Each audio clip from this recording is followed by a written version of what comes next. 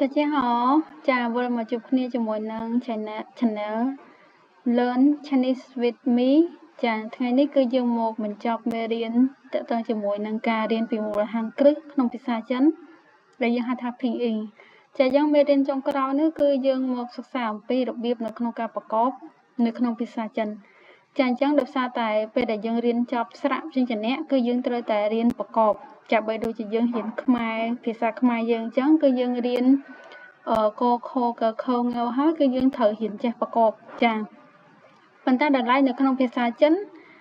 ខុសពីភាសាខ្មែរបន្តិចត្រង់ថាភាសាខ្មែរយើងគឺពាក្យផ្សំរវាងព្យញ្ជនៈបូកស្រៈប្រកបទៅគឺចេញពាក្យនោះតែម្ដងចាឧទាហរណ៍ដូចជាកអាកាគឺបកប្រែថាកាអញ្ចឹងទៅចាប៉ុន្តែនៅក្នុងភាសាចិនគឺតទៅមួយ Pinyin គឺវាត្រូវសរសេរមានលក្ខណៈថាមានឡាតាំងអញ្ចឹងទៅហើយអក្សរគឺផ្សេងចាអញ្ចឹងមានន័យថាយើងត្រូវរៀនអាន Pinyin ហើយយើងត្រូវចេះចាំពាក្យនៅក្នុងអក្សរចិននឹងទៀតចាអញ្ចឹងគឺវារៀងពីរដំណាក់កាលណា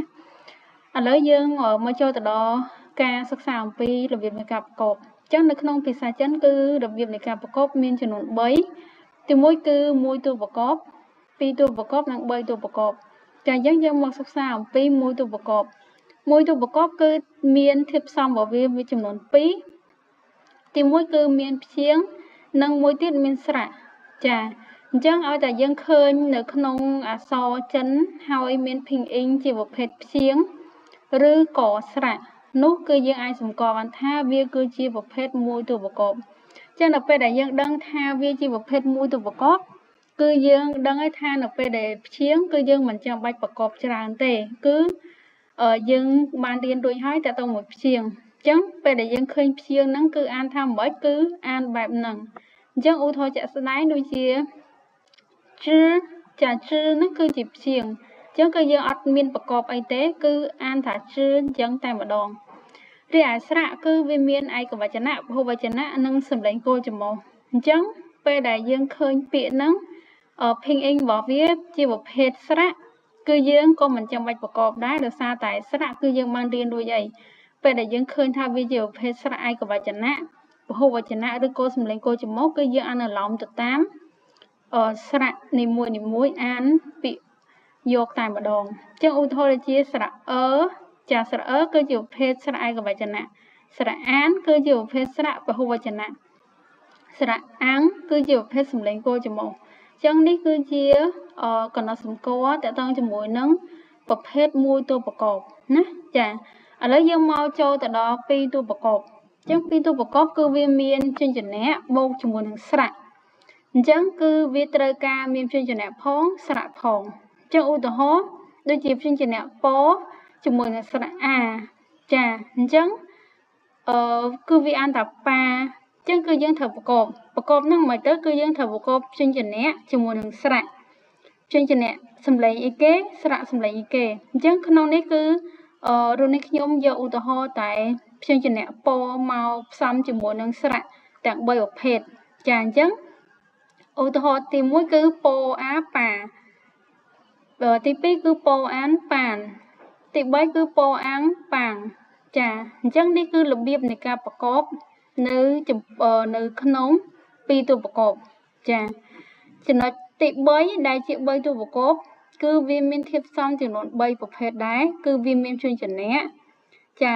ព្យញ្ជនៈនេះគឺនេះខ្ញុំសរសេរជើងខុសចាអញ្ចឹងអានថាព្យញ្ជនៈណាសូមអធិស្ឋានព្យញ្ជនៈបូកស្រៈជាមួយនឹងស្រៈអញ្ចឹងគឺវាមានស្រៈចំនួន2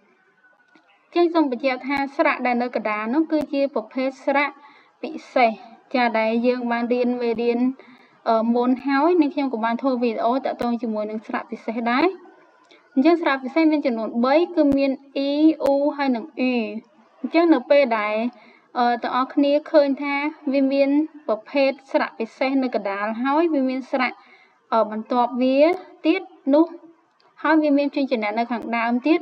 នោះគឺយើងអាចដឹងថាវាគឺជាប្រភេទ3តួប្រកបណាអញ្ចឹងនៅពេលដែលយើងអាចកំណត់សម្គាល់វាបានថាជា3តួប្រកបហើយគឺយើងត្រូវចាប់ដើមប្រកបអញ្ចឹងអ្វីដែលទាំងអស់គ្នាត្រូវប្រកបគឺយើងត្រូវប្រកប ស្រៈដែលនៅកណ្ដាលប្រកបជាមួយនឹងស្រៈដែលនៅជាប់វាជាមុនសិននៅពេលដែលយើងឃើញសម្លេងបែបម៉េចហើយគឺយើងត្រូវប្រកបជាមួយនឹងព្យញ្ជនៈវិញម្ដងទើបជាការស្រេចអញ្ចឹងនេះខ្ញុំឧទាហរណ៍ឲ្យទាំងអស់គ្នាបានឃើញឧទាហរណ៍ថាយើងមានព្យញ្ជនៈ C ជាមួយនឹងស្រៈ E ជាមួយនឹងស្រៈ A ដែលជាស្រៈឯកវចនៈហើយនេះគឺជាស្រៈអោដែលជាស្រៈពហុវចនៈនេះគឺស្រៈអាំងដែលជាស្រៈសំឡេងគោលចំហអញ្ចឹងយើងមកមើលស្រៈ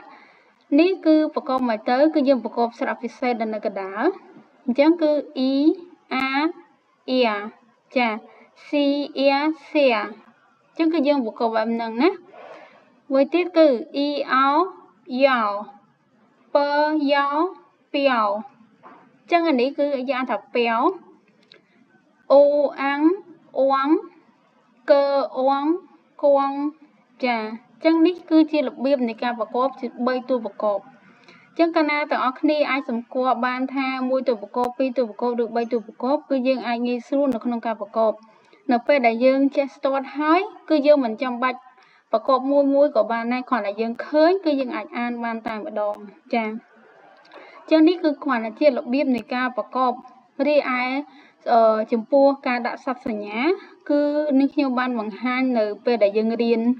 សព្វសញ្ញានៅវីដេអូមុនរួចហើយឥឡូវសូមបញ្ជាក់បន្តិចតើតើមួយសព្វសញ្ញាគឺយើងដាក់ទៅលើស្រៈហើយនៅពេលដែលស្រៈដែលជានៅក្នុង3តួប្រកបនេះគឺយើងអាចដាក់ទៅលើស្រៈកណ្ដាលដែលជាស្រៈពិសេសបានទេណាគឺយើងត្រូវដាក់ស្រៈដែលនៅជាប់ជាមួយនឹងស្រៈពិសេសប៉ុន្តែបើសិនជា2តួប្រកបគឺយើងត្រូវដាក់ទៅលើស្រៈឯដោយសារវាអត់មានស្រៈពិសេសនៅកណ្ដាលទេចាអញ្ចឹងបើសិនជាក្នុងករណីថាវាជាស្រៈ2